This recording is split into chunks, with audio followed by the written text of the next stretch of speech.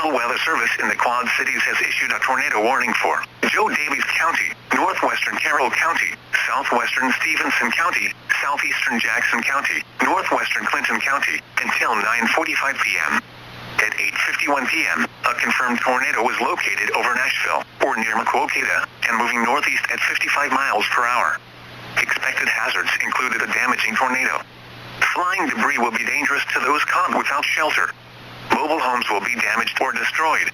Damage to roofs, windows, and vehicles will occur. Tree damage is likely. This tornadic storm will be near Maquoketa, Fulton, and Hurstville around 8:55 p.m. Andrew around 9 p.m. Springbrook around 9:05 p.m. Bellevue around 9:10 p.m. Hanover around 9:15 p.m. Elizabeth around 9:20 p.m. Woodbine around 9:25 p.m.